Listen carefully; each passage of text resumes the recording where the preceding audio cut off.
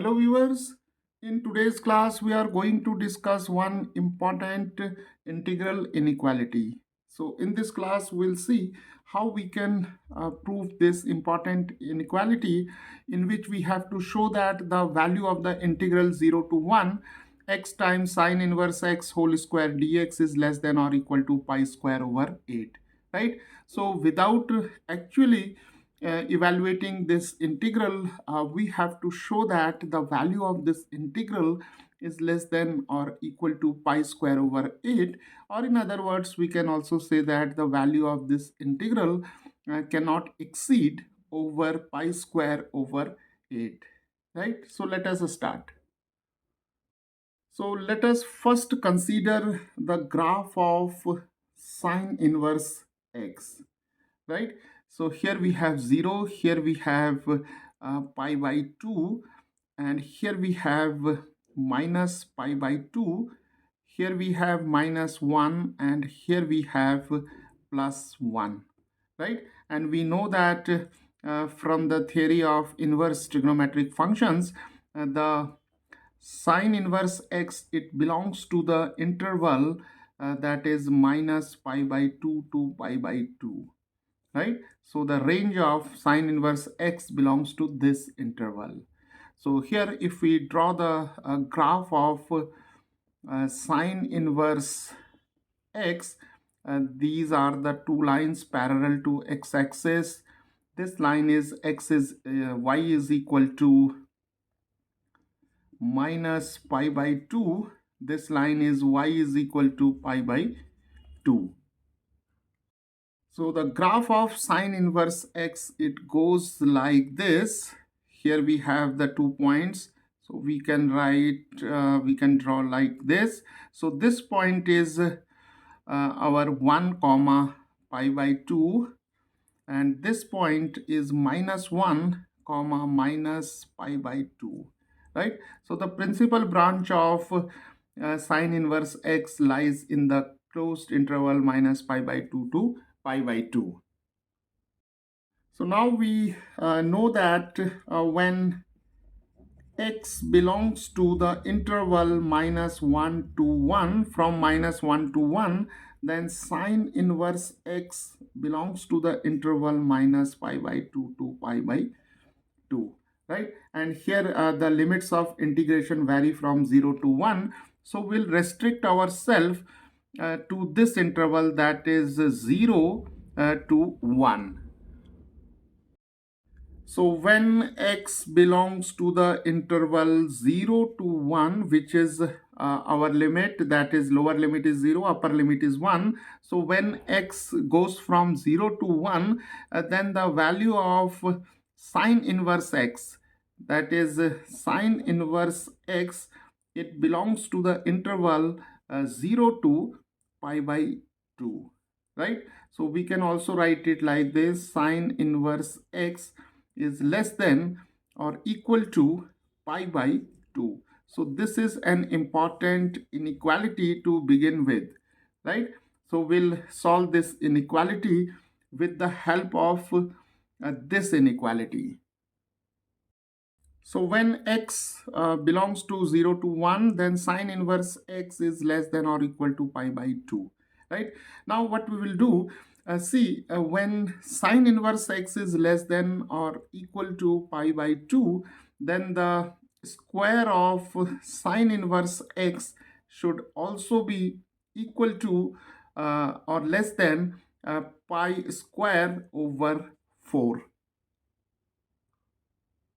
Or in other words, we can say that if we square both the sides, so we'll get sine inverse x square is less than or equal to pi square over 4. Right? Now see here in the integrand, we have a term that is x associated with sine inverse x square. Right? So what we'll do, we'll multiply this inequality with x both sides. So we have x sine inverse x square is less than or equal to pi square over 4 times x.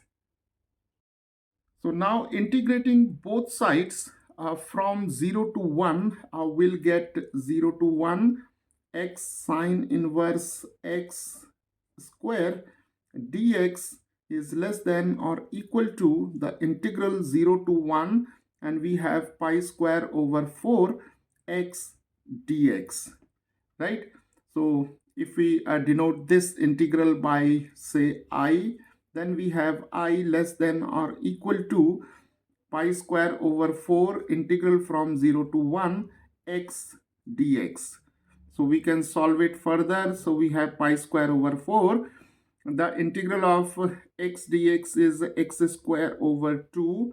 Limits are from 0 to 1. So we have I less than or equal to pi square over 4, and taking x is equal to 1, we have 1 square over 2, and then taking x is equal to 0, we have 0 over 2, right?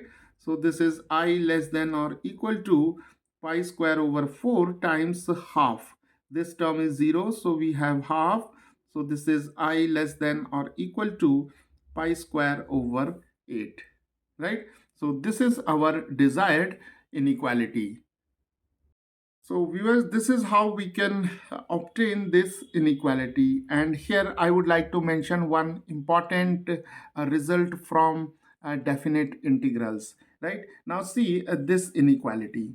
So here we have x times sine inverse x square is less than or equal to pi square over 4 times x, right? So if we denote this function by say g of x, right? And this function by f of x, right? So we'll get g of x is less than or equal to f of x.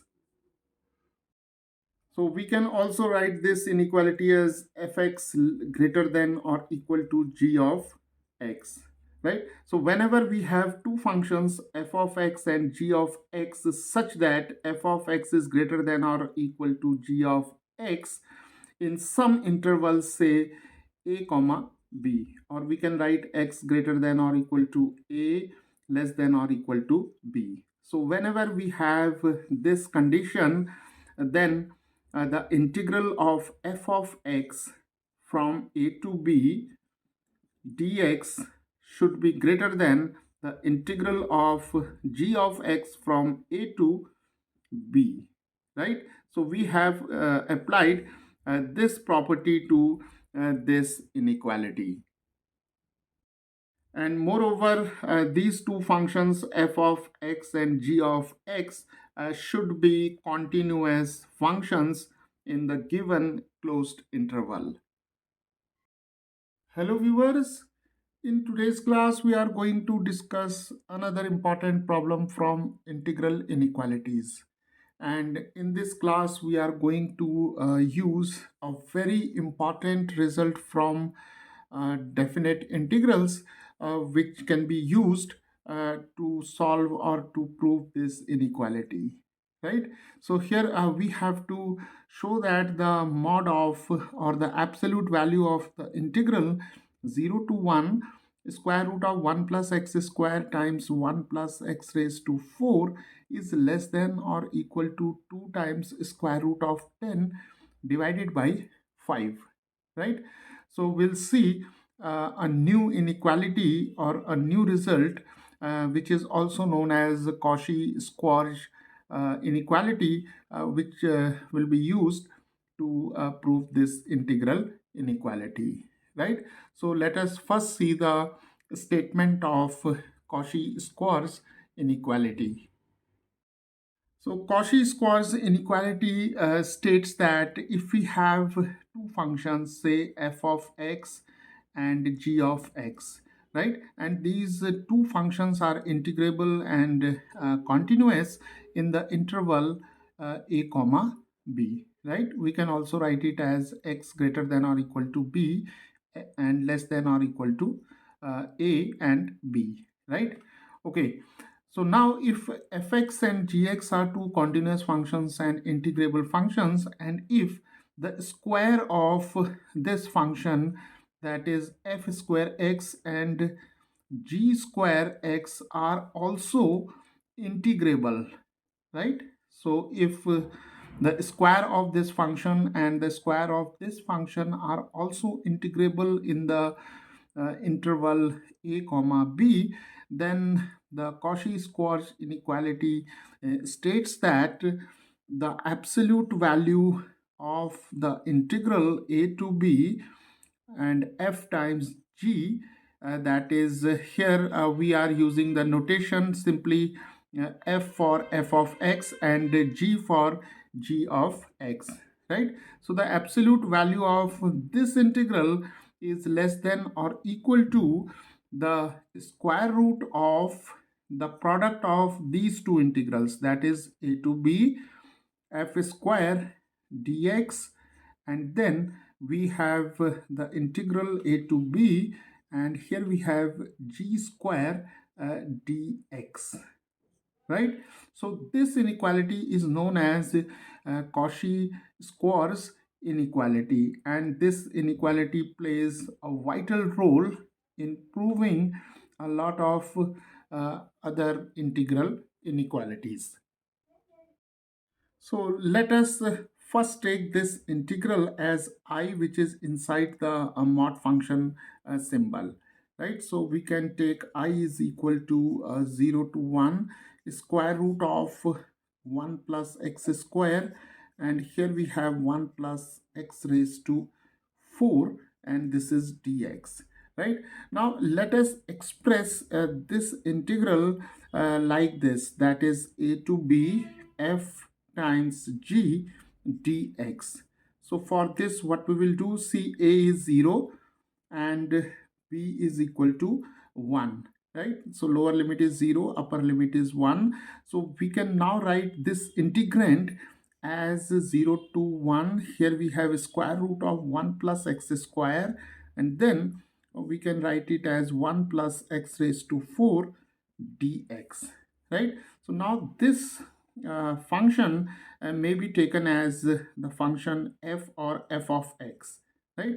And this function may be treated as g of x. So now we have an integral a to b f times g, that is the product of f and g. So f is square root of 1 plus x square and g is the square root of 1 plus x raised to 4. So now let us calculate this integral, right? So let us take this integral as I1. So I1 is integral a to b. Here a is 0, b is 1. So we have 0 to 1 and f square. So f square is square root of 1 plus x square whole square, and here we have dx. So this is 0 to 1, and simply we can write 1 plus x square because the square root get cancelled with this square, and we have simply 1 plus x square dx, right? Now we have a simple integral. The integral of 1 plus x square is simply x plus x cube over 3. Limits are from 0 to 1. Now substituting the limits and taking the difference, we have 1 plus 1 cube over 3 and minus, then we'll take 0. So this is 0 plus 0, and here we have 1 plus 1 over 3, that is 3 plus 1 over 3, that is 4 over 3, right? Now let us take this integral as I2.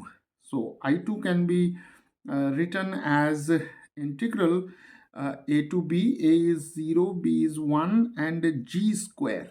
So here gx is square root of 1 plus x raised to 4. This is square, this is dx, and now we have 0 to 1 and square root sign, it get cancelled with this square. So we have 1 plus x raised to 4 dx.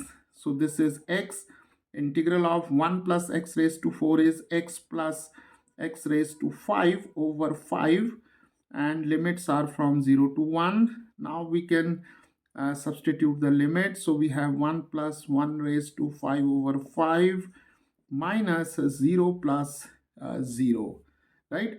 So this is 1 plus 1 over 5, that is 5 plus 1 over 5, that is 6 over 5, right? So the value of I1 is 4 over 3 and I2 is 6 over 5. So now this Cauchy-Squarz inequality, it assumes the form, if we take this integral a to b f g dx as I, because I is our this integral, so we have mod of I less than or equal to, we have square root of I1. Here we have I1 and then we have I2, right? So this is square root of I1. I1 is 4 over 3, I2 is 6 over 5, right? So now we can simplify this expression. So we have here square root of, this is 3 2s are 6, this is 2 4s are 8, 8 over square root of 8 over 5. So now mod of I is less than or equal to square root of 8 over 5. This can be written as 2 root 2. Square root of 8 is 2 times square root of 2 divided by square root of 5, and we can rationalize it.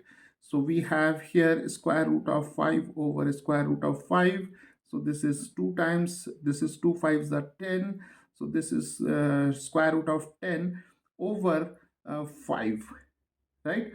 And this is our desired inequality, right? Because I is this integral. So mod of I is less than or equal to 2 times square root of 10 over 5, right? So viewers, this is how by making use of this important inequality, which is known as Cauchy-Squarz inequality, we can prove these kind of integral inequalities.